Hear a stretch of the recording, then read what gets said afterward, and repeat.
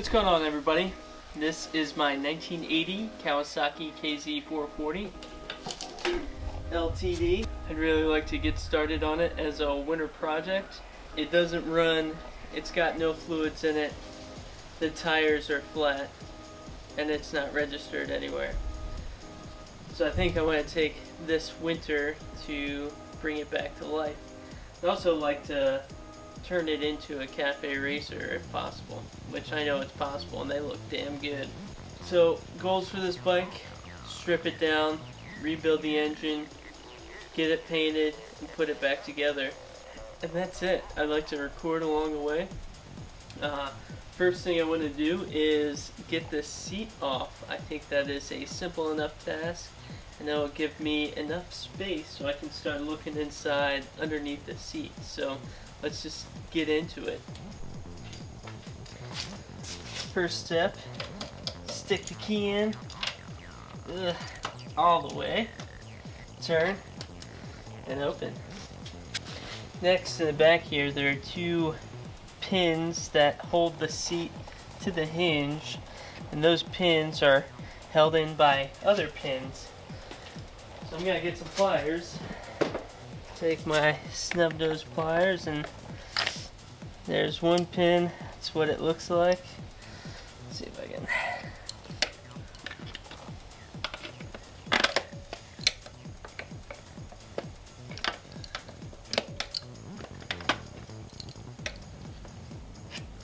Alright, there's the two cotter pins. I'm just gonna push this out. Put it in reverse, Terry. One pin, two pin. I'm also making this video so that it helps me remember how to put everything back together.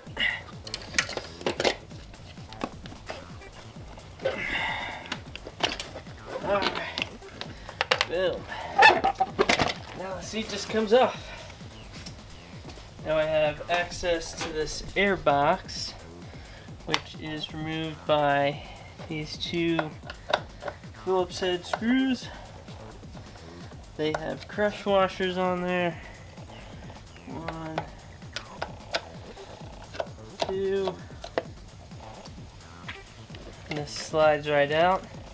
I'm very fortunate to have an intact air box. They can be a single point of failure for these things. Batteries right in here. I can remove the gas tank now via the single Phillips head that's right here, and that slides out, but I'm not going to do that tonight.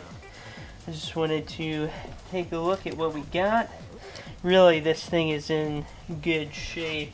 It's not too much rust. There's some surface rust right back there, but that's just mostly dirt that can get cleaned up.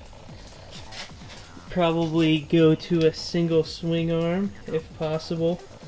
Different exhaust. I'd like to use the same engine, but I do have a dual to single carb conversion that I'll put on there. And yeah, so it should be fun taking this thing apart this winter. So if you like this video and you like to see more about how to take apart a motorcycle, don't forget to smash that like button and subscribe. I'll see you next time.